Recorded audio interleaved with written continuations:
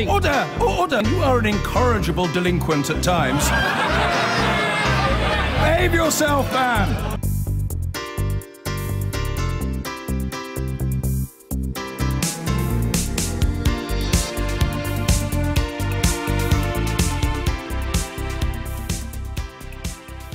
When it comes to picking fights with the EU, Britain is not alone. Poland is now in the dock. Its populist right-wing government stands accused of threatening the independence of the judiciary by greatly increasing its control of the courts.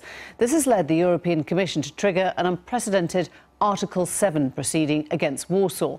If Poland fails to back down by next Tuesday, that's March the 20th, it could ultimately lose its EU voting rights. There are also widespread concerns that the authoritarian policies of the ruling Law and Justice Party are threatening liberal democracy by attacking the media, curbing civil rights and encouraging cultural and religious intolerance. Mike Thompson's been to Warsaw to find out more about Poland's creeping authoritarianism. We should get back to our tradition. We do not need to learn from the West. It's against the mainstream, it's against elite, it's the right direction. We are very much afraid. We are closing our society just to our nation, and that's actually not good. The world is multinational. Ever since Russian forces left 25 years ago, Poland has faced an identity crisis. What does it mean to be Polish? At first, the Euro way was the only way. But now, a new nationalism is sweeping the nation. In power since 2015, the right-wing Law and Justice Party has tapped into dissatisfaction with liberal Western values, emphasising a traditional idea of Polishness that promises to give people back their pride, culture and self-belief. But many here fear that what they regard as the authoritarian political party behind all this is hijacking the government by subverting the judiciary, muzzling the media and curbing civil rights. I'm here to investigate whether such claims are justified and if we really are seeing the beginning of the end of liberal democracy in Poland. This is Ostrów Mazowiecka, a law and justice stronghold. Like many parts of rural East Poland, people have long felt neglected by liberal politicians and the urban elite. Here at this windswept paving stone factory on the edge of town, there's resentment about the way foreign EU leaders are criticising the party they support. This man has worked at the plant for more than 25 years. Tak, myślę, że zbyt mocno się miesza do naszych spraw. Polska jako kraj suwerenny ma jakieś tam swoje, kurcze, jak to powiedzieć, no swoje sprawy, w które nikt nie powinien się mieszać. Jeżeli chodzi właśnie o Unię, inaczej sobie żeśmy wyobrażali. Gdy byłem na Marszu Niepodległości i świętowałem Święto Narodowe Polski, bardzo ważne, i pan Timmermans powiedział, że w Warszawie szło 60 000 faszystów. To znaczy mnie nazwał faszystą i moją rodzinę. No ja sobie tego nie życzę, bo ani się nie czuję, że jestem faszystą, ani nim nie jestem. Bo mój dziadek zginął w czasie II wojny w obozie w Auschwitz i już nie powrócił. Także ja nie pozwalam, żeby ze mnie robić teraz faszystę. The town's mayor insists people here have long been ignored and talked down to, and says his party are giving them back their dignity. W sensie psychologicznym ten proces paternalistycznego traktowania obywateli, i to większej części obywateli, jest bardzo dotkliwy. Wielu ludzi to odczuło osobiście, bez względu na to, czy byli zaangażowani społecznie, czy nie byli. To nie ma nic do rzeczy. Ale my je zauważamy. Mimo że nie słyszymy, to czujemy. Wy nie rozumiecie. Wy posłuchajcie, to my wam powiemy.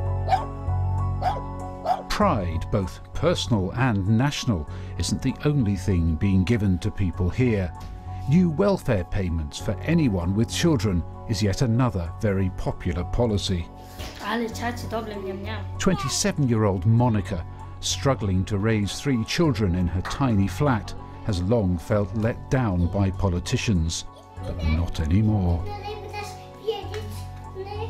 Which party do you think you'll give your vote to in the next election? No PiS, myślę. No właśnie chodzi o to, że to wszystko, żeby robić, to robić dla Polski, dla ludzi, dla nas, tak? Żeby to mi się podoba, z tym mogę się utożsamić, tak? Bo dobrze jest, jak właśnie mówią o polskich rodzinach, czy o tym, jak jest w Polsce, tak? Żeby to jeszcze bardziej, no wiadomo, żeby było jeszcze lepiej w tej Polsce, tak? To mi się podoba w tym akurat. Mogę teraz zapewnić swoim dzieciom wszystko. Kiedy wcześniej nie mogłam, nie byłam w stanie, bo nie miałam takich środków, jak mam teraz. Nie martwię się po prostu, jak idę do sklepu, czy mi starczy, czy mi nie starczy.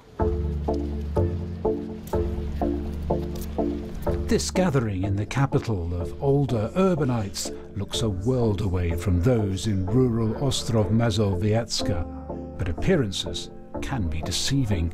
Here at this right-wing club in central Warsaw, liberalism is under attack. Over the last hour or so, we've been hearing all about concerns over the Pope's policies towards gay marriage and divorce. But it goes much deeper than that. People here have big issues with the whole subject of Western democracy itself. We were robbed, we have debts, you know, we had, most of the rules were very, very poor, very bad, you know, we were servants to the Western capitalists coming to Poland from 1989. And in Jan's view, the majority of Poles have seen few real benefits since the fall of communism. Who regained freedom, I'm asking? Who? Post-communists, their friends, their families, their supporters. That's it. 1/3 is for the rest of the people, and you should know it in the West. Very simple. We should really pursue our own way and our own tradition. Of course, it's very difficult, but there is a good saying, can you count? If you can, count on yourself. But if Poland carries on down this path, the biggest beneficiary of EU grants can't count on the support of the EU. Dobro narodu, dobro społeczne musi być nad prawem, nawet nad konstytucją. Brussels has condemned its move to take over the appointment and disciplining of judges and to make them retire earlier. Dziękuję panu posłowi. But the party's vice president in the European Parliament sees this as unwarranted interference.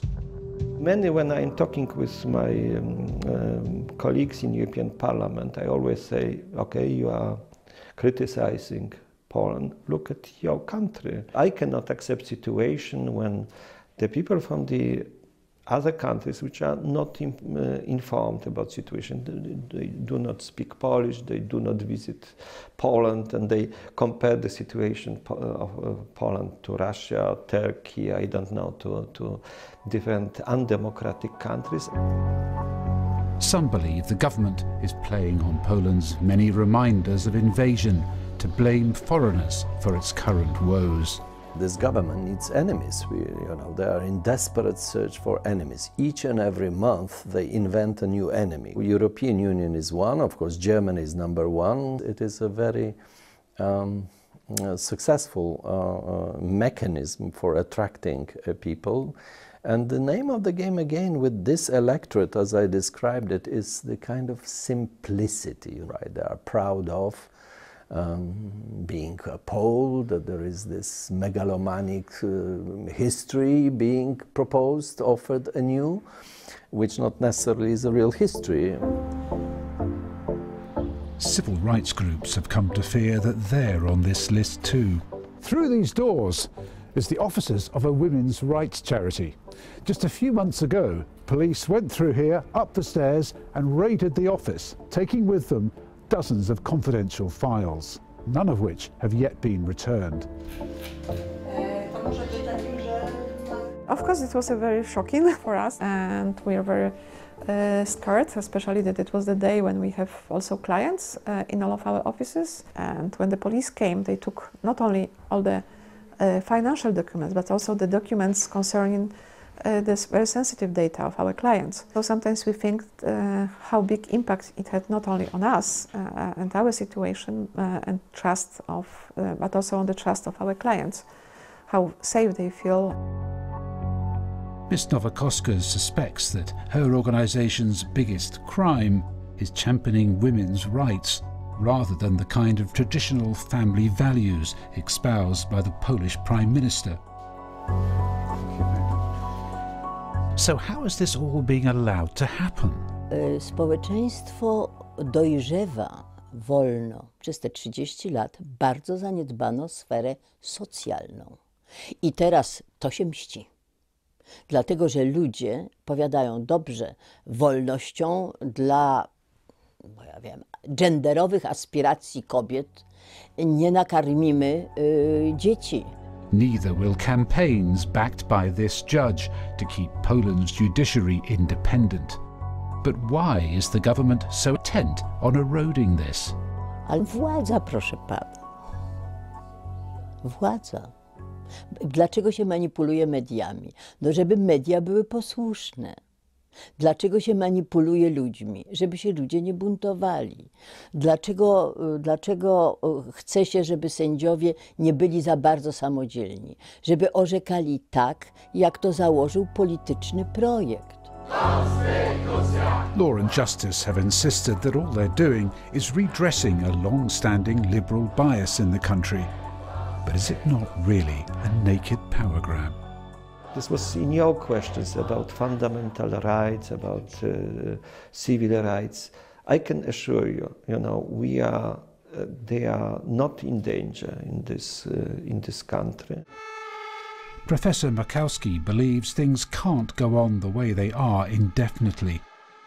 One of the things that we have to emphasize about Poland of today is that we have a constitutional crisis. We have a separation of powers is non-existing here. The rule of law has been violated on many occasions by the president, by this party, and this is violation of the existing binding constitution. And we are asking ourselves a question, when will it be that these people will face the state tribunal? Because this is the obvious thing. I mean, I think it will happen sooner or later.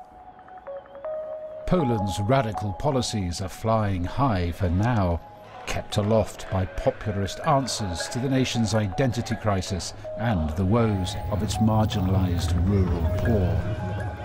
But gathering storm clouds may yet force Warsaw to change course as the battle with Brussels nears.